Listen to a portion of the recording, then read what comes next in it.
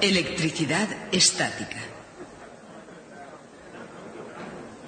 A principios del siglo XVIII, el mundo de la ciencia dedicó su atención al problema de la electricidad.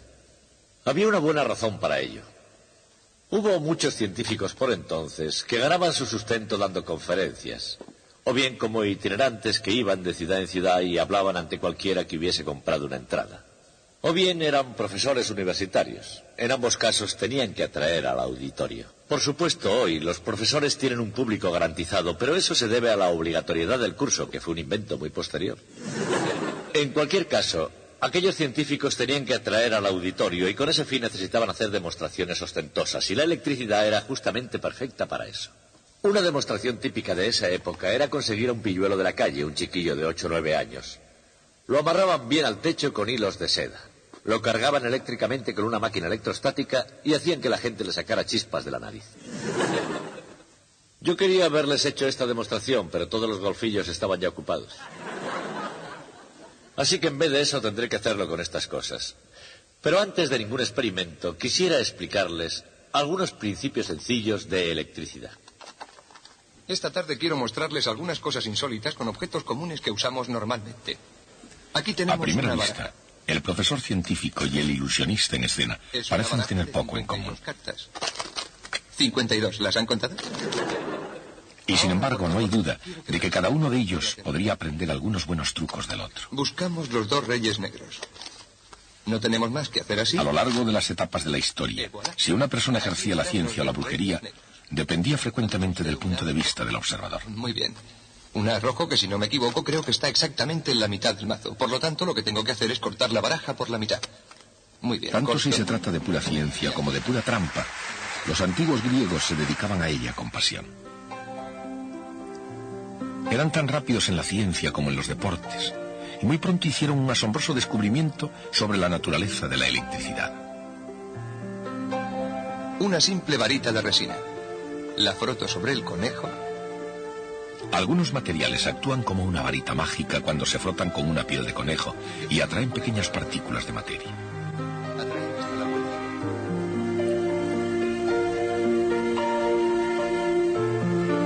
Finalmente, los científicos serían capaces de explicar exactamente cómo funciona realmente este fenómeno, la electricidad.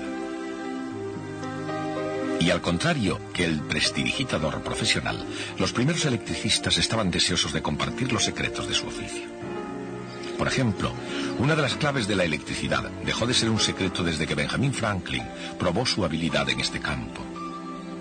Difundió la versión que en inglés corriente era algo como esto: algo llamado carga, la carga eléctrica, es la causa de la fuerza eléctrica. Fue genial con reservas. Pero ¿cuál era la conexión entre carga y fuerza?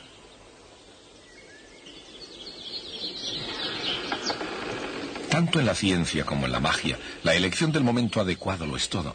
Y en Francia, Charles-Augustin Coulomb apareció con la respuesta.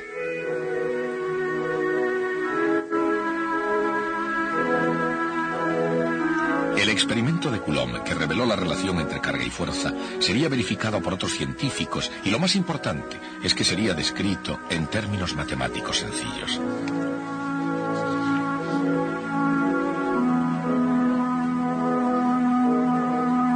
La ley de Coulomb establece que la fuerza eléctrica es directamente proporcional al producto de las cargas e inversamente proporcional al cuadrado de la distancia entre ellas.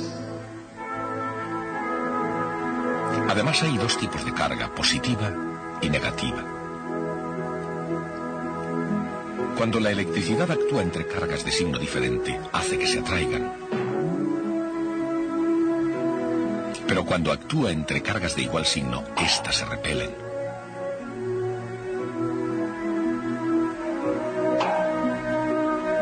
Conforme a la ley de Coulomb, la fuerza que dos cargas ejercen sobre una tercera es la suma vectorial de las fuerzas que cada una de ellas ejercería por separado.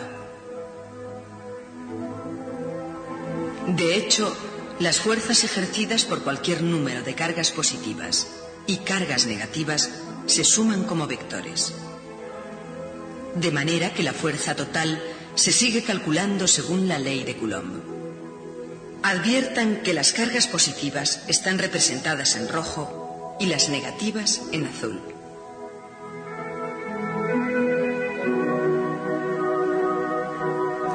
La carga eléctrica ejerce a la vez que experimenta la fuerza eléctrica. Y la fuerza eléctrica obedece a la ley de Coulomb. Parece tan simple como un aparato eléctrico del siglo XVIII. Y parece como si eso fuera todo lo que hay. Pero las cargas eléctricas no existen aisladas. Por el contrario, la electricidad reside en la materia, los sólidos, líquidos y gaseosos del universo. Y no importa en qué forma, sólido, líquido o gas, la materia misma es esencialmente eléctrica por naturaleza. De manera que para entender la electricidad, uno debe primero llegar a un acuerdo con respecto a la materia. Por otro lado, para entender la materia, uno debe primero captar los fundamentos de la electricidad. De hecho, ninguna de las dos puede entenderse sin la otra.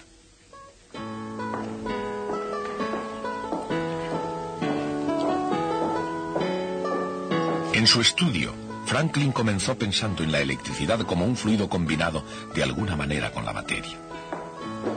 Si había demasiado fluido, suponía la materia cargada positivamente con fluido eléctrico. Si había demasiado poco fluido, suponía que la materia estaba cargada negativamente de electricidad.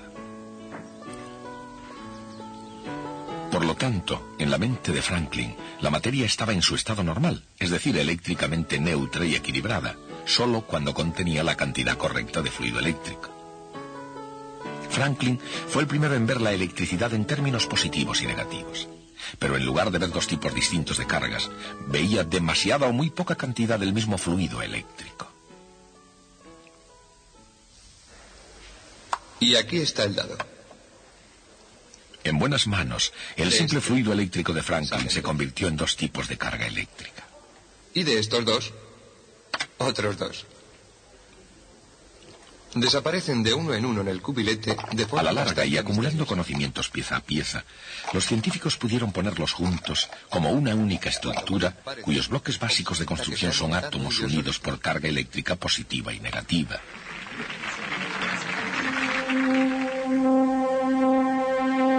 En el centro de cada átomo hay un núcleo formado por protones y electrones. Los protones contienen su carga positiva. Los neutrones de los átomos no tienen carga, lo cual significa que son eléctricamente neutros. El núcleo, como en todo, está rodeado de electrones que tienen carga negativa. Y en conjunto cada átomo neutro tiene el mismo número de protones y electrones. La carga positiva de cada protón equilibra la carga negativa de cada electrón y están unidos por la fuerza eléctrica de atracción entre ellos. Desaparecen de uno en el cubilete de forma bastante misteriosa. Cuando vuelven a aparecer... Pero esta acción bastante especial de equilibrar, como cualquier otra acción, no siempre es perfecta. En realidad, no todos los átomos son neutros. Algunos tienen demasiados electrones o demasiado pocos, en cuyo caso reciben el nombre de iones. De hecho, los iones sodio con carga neta positiva y los iones cloro con carga negativa están unidos por la fuerza eléctrica formando los cristales de sal común. Pero ya sea que sus átomos estén ionizados o no, los sólidos, los líquidos o los gases, toda la materia del universo está unida por la fuerza de la electricidad. Con una simple moneda. Por ejemplo, y de todas las formas de materia, ninguna muestra los efectos de la electricidad más claramente que los metales. Por otra de oro macizo. Oro. La materia de la que están hechos los sueños.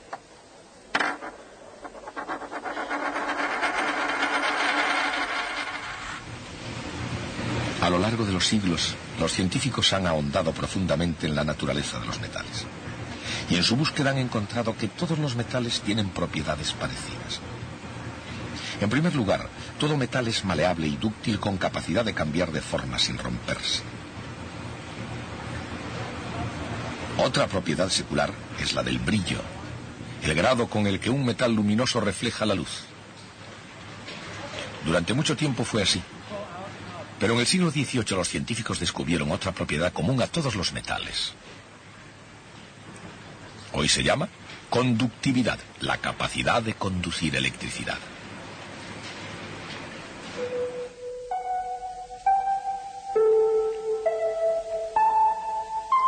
En un aislante, la carga eléctrica permanece donde está.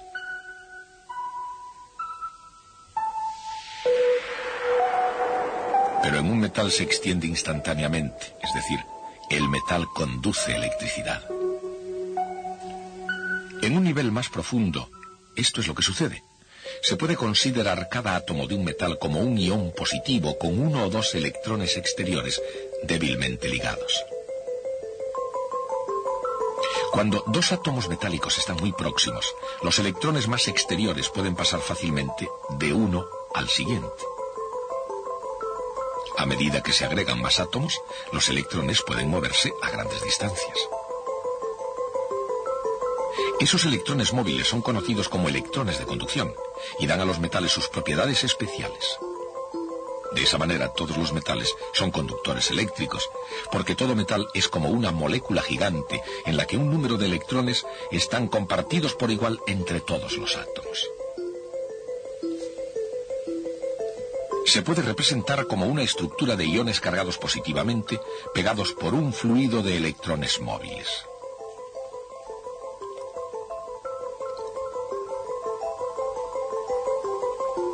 Si se coloca una carga positiva cerca de un metal, atraerá a los electrones móviles cargados negativamente hacia sí, haciéndolos acumularse en la superficie más cercana.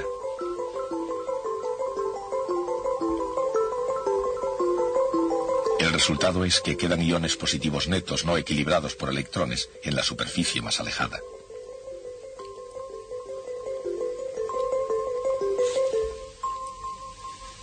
Cuanto más se acerca una carga eléctrica a un metal, mayor será la carga de signo contrario que se formará en la superficie cercana, y mayor será la carga del mismo signo que quedará en el resto de la superficie.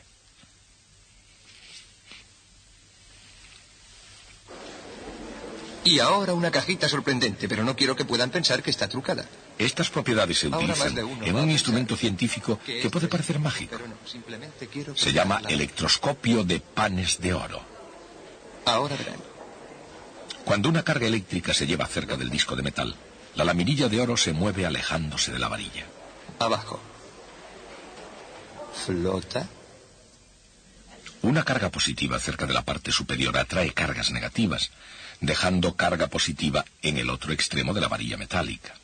Y la laminilla de oro queda con el mismo tipo de carga. Y por supuesto, al tener el mismo tipo de carga, la varilla repele a la laminilla de oro. Cuando se quita la vara, la laminilla cae de nuevo hacia abajo, a menos que la carga se transfiera al disco mediante contacto físico. Abajo. Flota. Quieta. El contacto físico deja a la varilla y a la laminilla de oro con un exceso neto de carga, y la laminilla permanece levantada. Pero vuelve a caer de nuevo con un roce de la mano. Abajo. La mano, que es ella misma un conductor, conecta la columna a la caja del electroscopio. ¿Dónde ha ido a parar esa carga extra?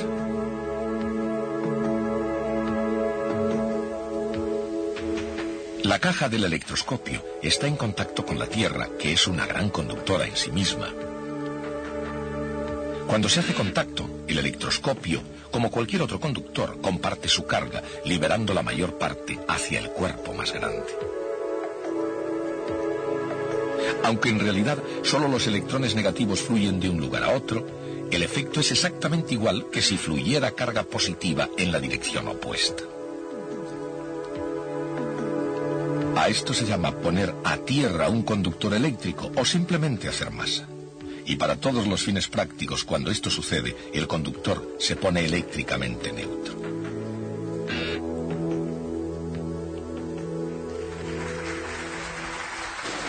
Gracias. Si este es el caso, ¿cómo puede algo llegar a cargarse en primer lugar? Puedo con mi magia hacer una varita de resina. Una forma es por fricción, lo que no sorprende a nadie que haya caminado sobre una alfombra seca y haya recibido una descarga. Pero hay medios más efectivos para cargar por fricción. 2, 3. He desarrollado una carga estática de modo que el papel se adhiere a ella como por magia.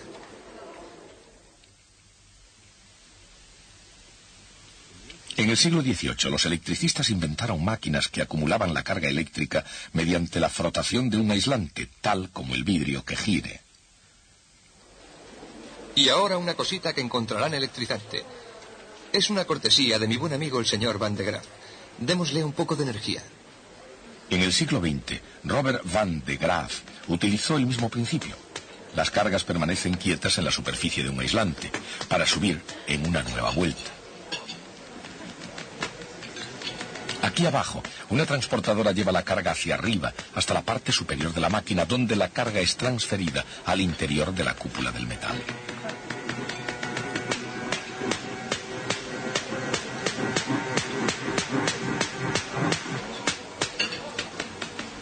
Como el metal es conductor, la carga se difunde y mediante ese proceso aumenta hasta que escapa en forma de una chispa y hace su viaje de vuelta hasta su antiguo hogar, la Tierra.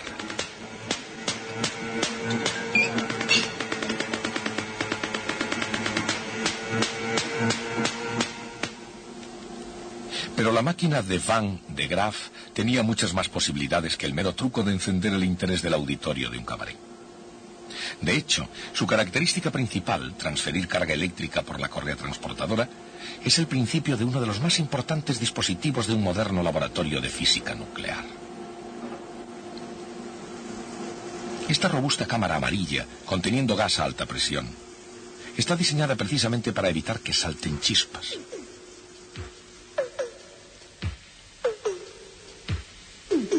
En el interior, y sin poder descargarse en forma de chispas, la correa transportadora acumula una enorme carga positiva en el terminal principal, en el centro.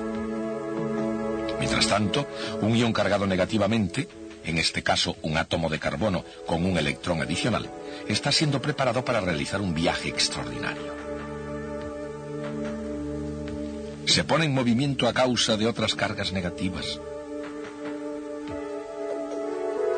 Guiado por un campo magnético, da la vuelta a una esquina y es conducido por el centro del tubo por otro campo magnético. Pronto siente la fuerza de atracción debido a la carga positiva del terminal central. Acelerado por la fuerza eléctrica entre el ion negativo y el terminal positivo, el ion corre a gran velocidad hacia adelante hasta que una colisión con átomos de gas provoca el desprendimiento de algunos electrones, cambiando al ion de negativo a positivo. Nuevamente acelerado por la fuerza eléctrica, el ion continúa hacia su destino, que en este caso es una colisión nuclear entre carbono y un blanco consistente en helio.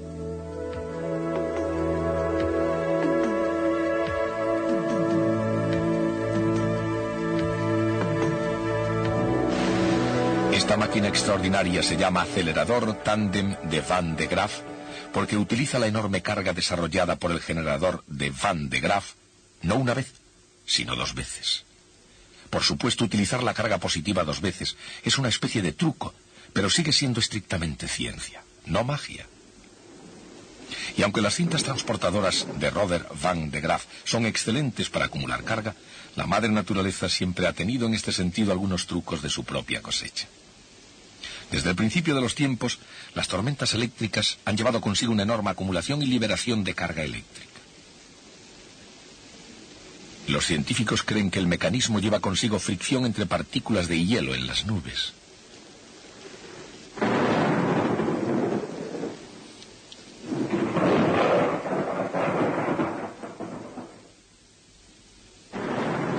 Pero la fricción no es el único modo por el cual se puede transferir carga. Pero si cargo el soporte... Esta placa de metal parece cargarse con solo tocarla. Notarán una reacción increíble. No es magia, pero hay un truco en ello.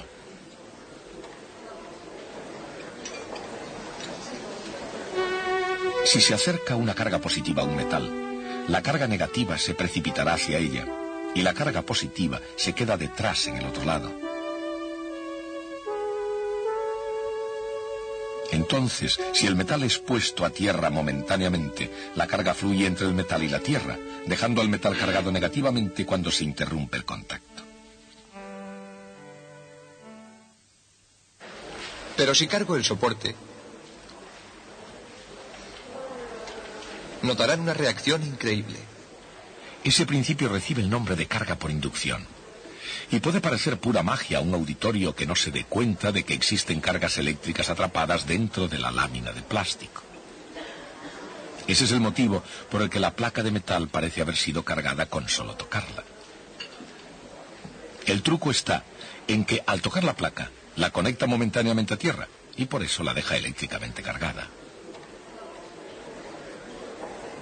Esta fascinante máquina, que no es la máquina del tiempo de H.G. Wells, es conocida en cambio como el generador de Winghurst, una de las primeras diversas formas de generar electricidad. Observen atentamente. Esta llamativa máquina, inventada en 1880 por el ingeniero inglés James Wenshaw, presenta unos discos que giran en sentido opuesto y donde las lengüetas metálicas se cargan por inducción, cerrando y abriendo el contacto a través de unas escobillas de metal. Cuando las ruedas giran, la carga eléctrica se acumula hasta que un rayito libera la tensión creciente.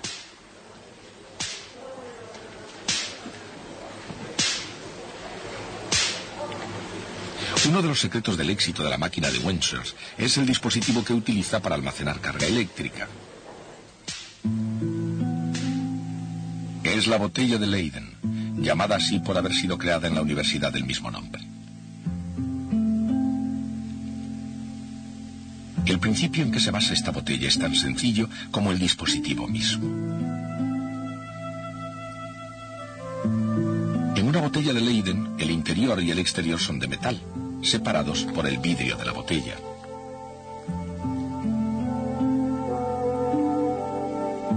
Si el interior está cargado mientras que el exterior está conectado a tierra, el resultado neto es igual cantidad de carga de signo contrario en ambos lados del aislante. Y esas cargas opuestas son mantenidas firmemente en su lugar por la fuerza eléctrica entre ellas.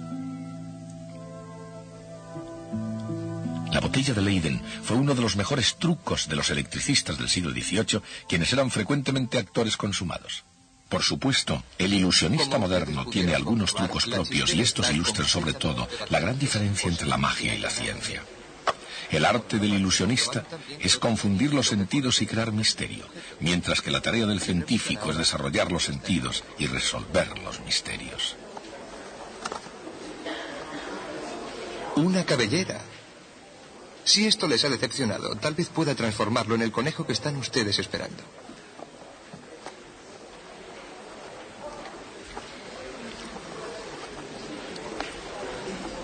Ambos tratan de entretener al menos de la mejor manera que sean capaces. Ajá. Damas y caballeros, un conejo vivo. Gracias.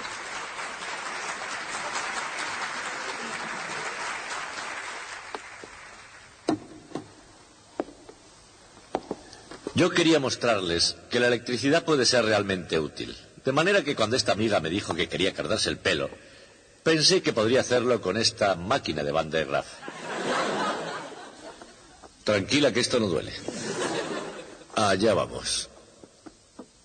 Observen lo que ocurre cuando yo giro esto.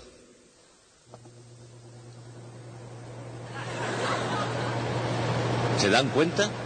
Es verdad que la electricidad puede poner los pelos de punta. Además, les sale barato, no les supondrá ninguna carga. Ya les dije que cuando terminara no habría carga alguna.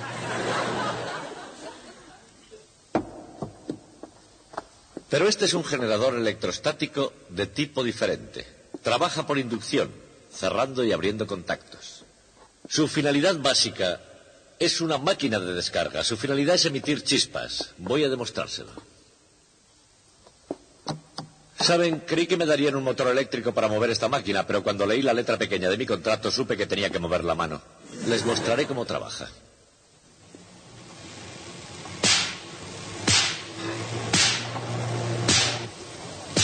Eso es.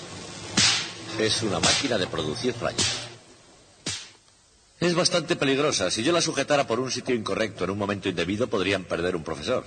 O como mínimo aprenderían algunas palabras que no están en el programa. El físico holandés Van Marum hizo construir la máquina más grande de este tipo que jamás haya existido.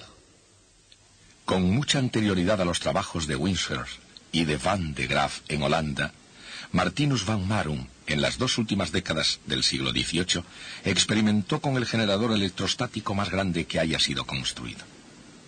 Fue fabricado para Van Marum por un fabricante de instrumentos, un inglés llamado John Caverson. La máquina gigante de Van Marum utilizaba un grupo de 100 botellas de Leyden.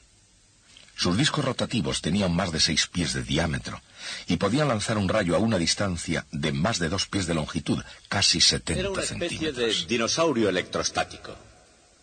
El punto final de la evolución del generador electrostático del siglo XVIII. Y pocos años después se extinguió, porque en Italia, Alejandro Volta había inventado un dispositivo que era más elegante y práctico, algo que llevaría la electricidad a una nueva era, la pila eléctrica. Trataremos el tema de la pila eléctrica próximamente, pero antes de eso me gustaría hablarles a ustedes de otra nueva idea. Esa idea es el campo eléctrico. Hablaremos de él el próximo día.